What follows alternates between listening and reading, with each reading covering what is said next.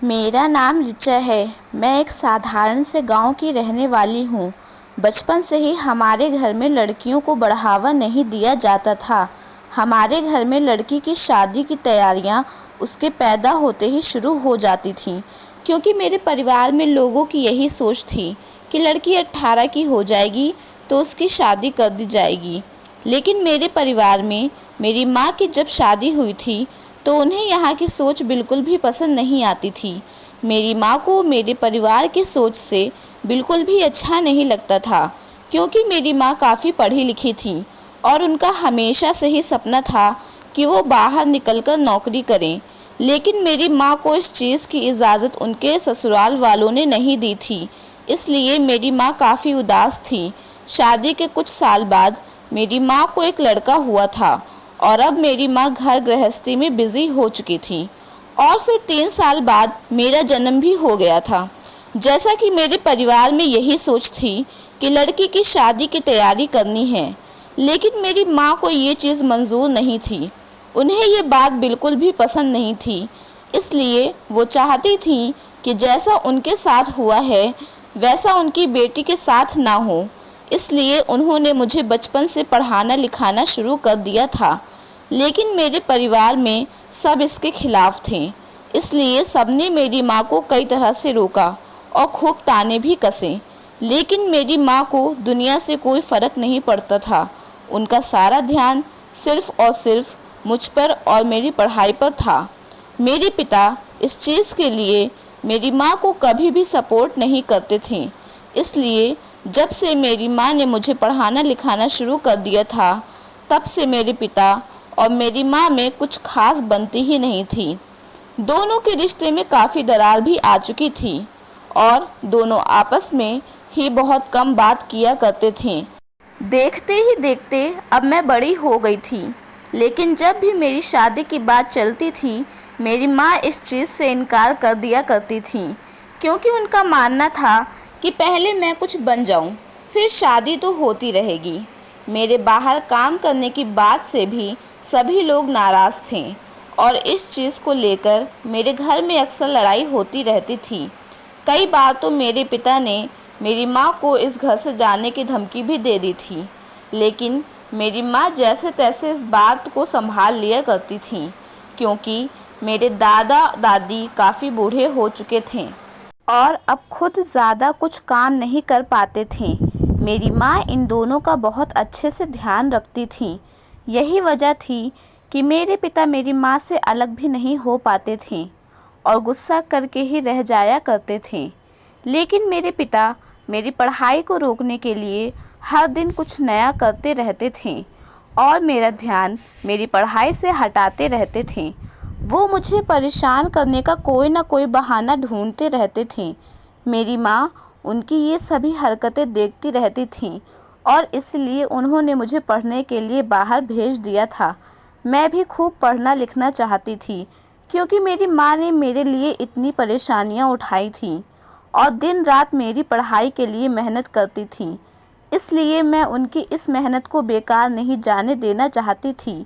मैंने दिन रात मन लगाकर पढ़ना शुरू कर दिया था। मैंने टीचिंग की पढ़ाई करनी शुरू कर दी थी और मेरी ये मेहनत रंग भी लेकर आई थी। मैं अब एक सरकारी टीचर बन चुकी थी, इसलिए अब गांव में मेरी इज्जत भी बढ़ चुकी थी।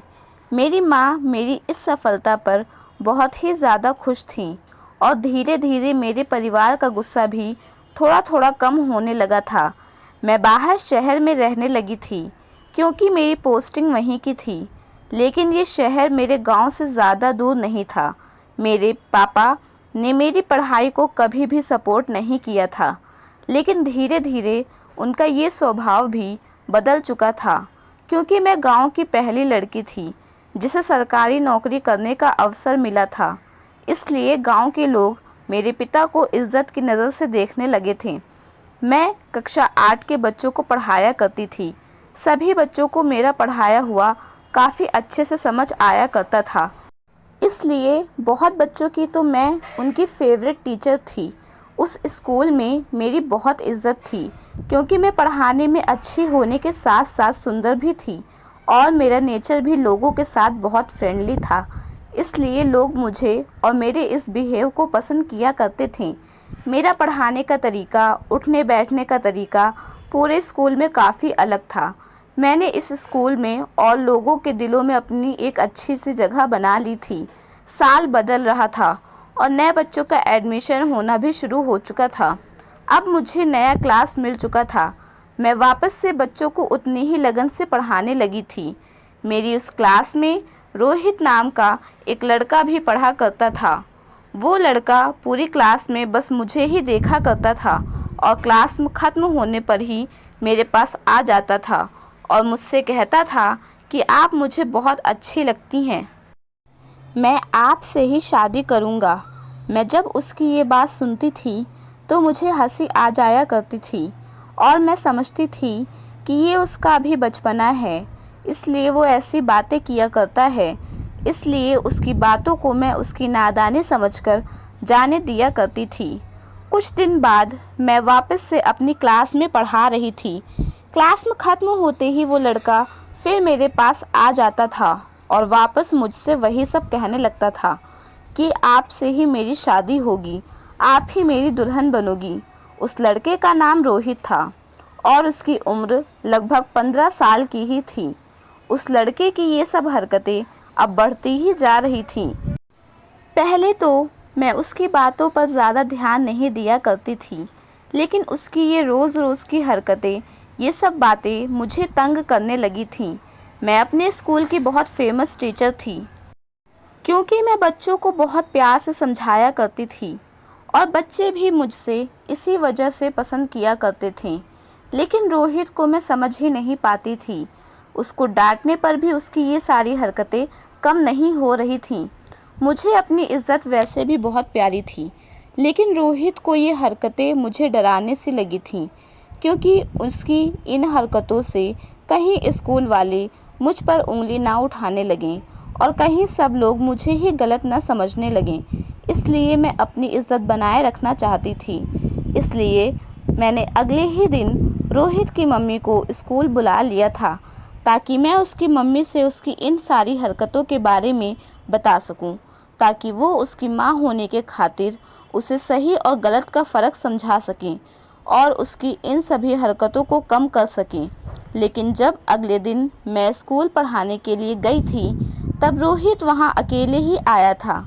मैंने क्लास ख़त्म होते ही रोहित को अपने पास बुला लिया था और उससे पूछना शुरू कर दिया था कि वो अपनी मम्मी को अपने साथ लेकर क्यों नहीं आया है, या फिर कहीं ऐसा तो नहीं है कि उसने इस बारे में अपनी मम्मी को कुछ बताया ही नहीं है।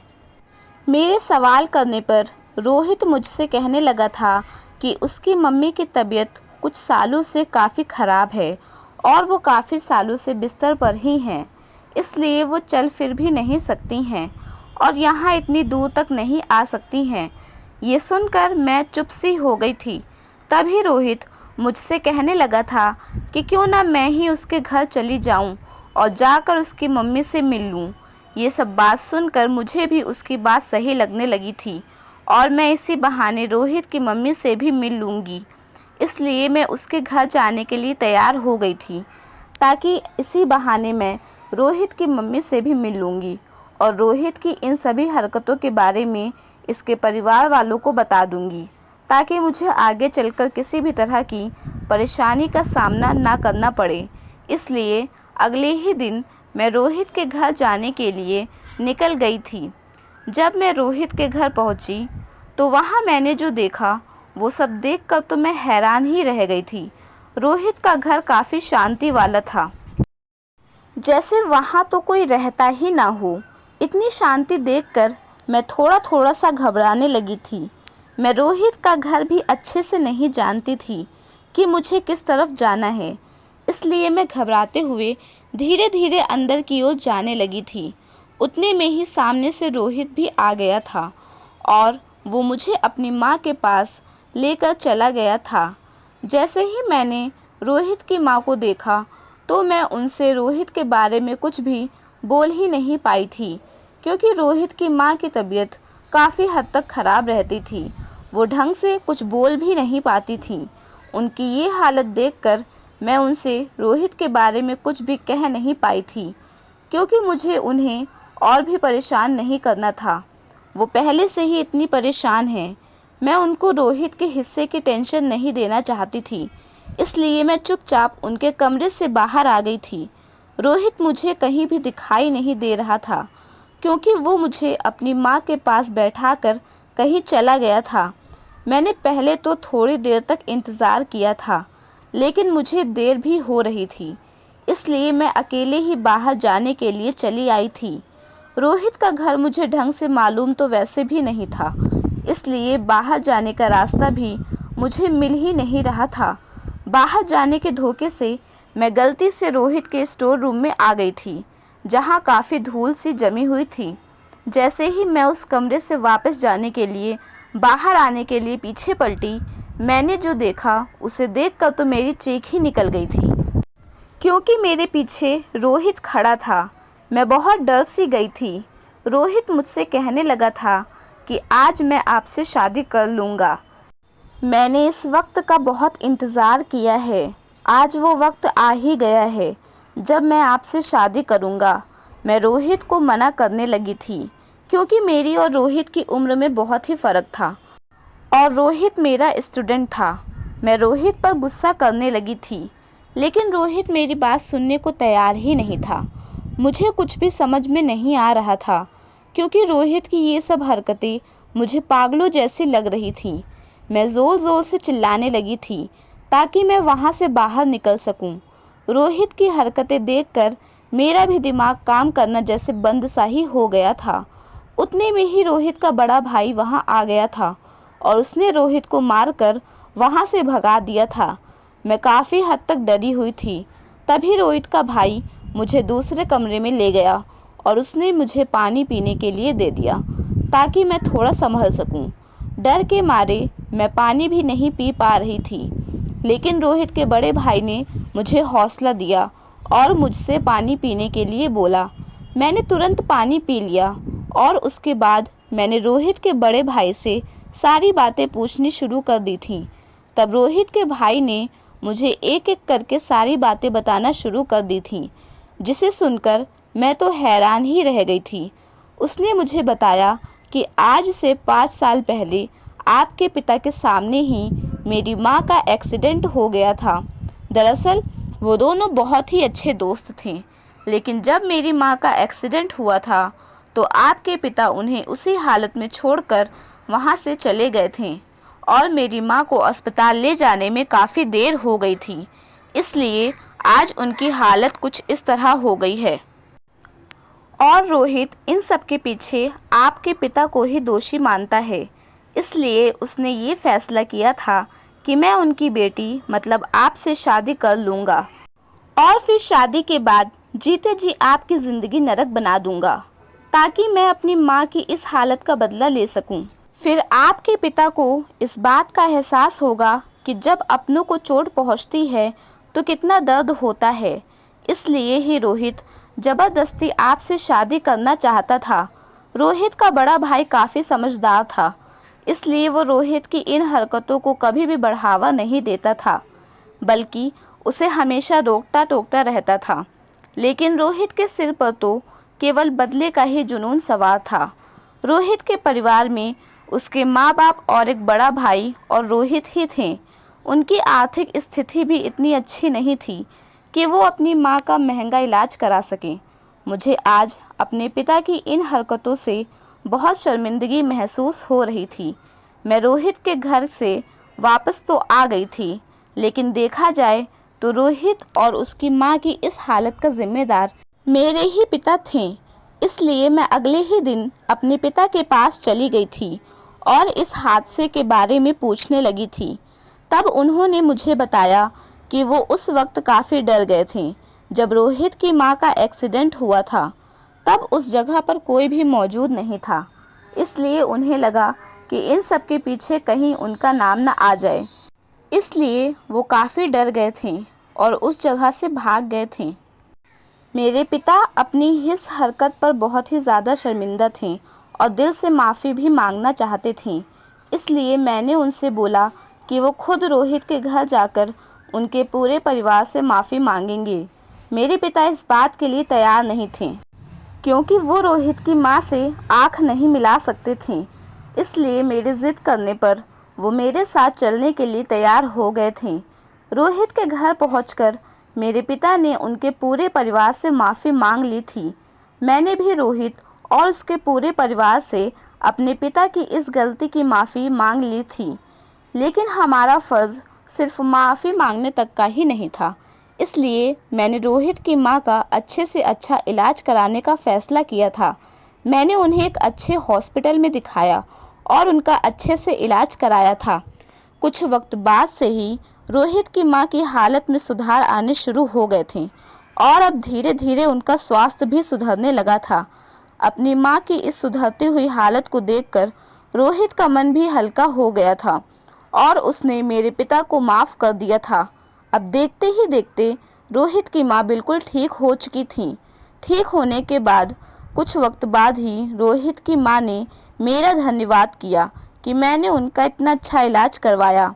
इस बात पर मैंने उनसे कहा कि मैंने उन पर कोई भी एहसान नहीं किया है, बल्कि मैंने तो बस अपनी गलतियां सुधारी हैं। अपने पिता के किए की मैंने बस भरपाई की है, इसलिए उन्हें मुझसे धन्यवाद कहने की कोई भी ज़रूरत नहीं है। रोहित को भी अब अपनी गलती का एहसास हो गया था और उसने अपनी हरकतों के लिए मुझसे माफ़ी भी मांग ली थी। मैं जानती थी कि रोहित की उम्र अभी छोटी है, इसलिए वह अपनी माँ के प्यार में सही और गलत का फ़र्क नहीं समझ सका। अपने बदले की आग से रोहित गलत कदम उठाने के लिए भी तैयार हो गया था। अब हम दोनों ही परिवार के बीच सब कुछ ठीक होने लगा था और रोहित भी मन लगाकर पढ़ाई करने लगा था। मेरे पिता के मन में भी मुझे और मेरी माँ को लेकर जो कड़वाहट थी वो भी कम सी हो गई थी और अब मेरी माँ और पिता का रिश्ता भी काफ़ी हद तक ठीक हो गया था। दोनों ही लोग एक दूसरे को इज्जत देने लगे थे और मेरे पिता भी अब मुझे सपोर्ट करने लगे थे। इस कहानी से हमें यह समझ आता है कि हमें किसी के भी प्रति बदले का भाव नहीं रखना चाहिए, बल्कि हमें हमेशा अपनी तरफ से सबके प्रति अच्छा ही व्यवहार करना चाहिए और हमेशा अच्छे कर्म ही करने चाहिए और हमें कभी भी किसी को मुसीबत में अकेले नहीं छोड़ना चाहिए, बल्कि उस वक्त का मिलकर सामना करना चाहिए, क्योंकि कर्म हमेशा लौटकर ज़रूर आते हैं। दोस्तों, अगर हमारी यह कहानी आपको पसंद आई हो तो हमारे इस वीडियो को लाइक कीजिए और ऐसे ही कहानियाँ सुनने के लिए हमारे चैनल को सब्सक्राइब कीजिए, ताकि आने वाली वीडियो का नोटिफिकेशन सबसे पहले आपको मिले।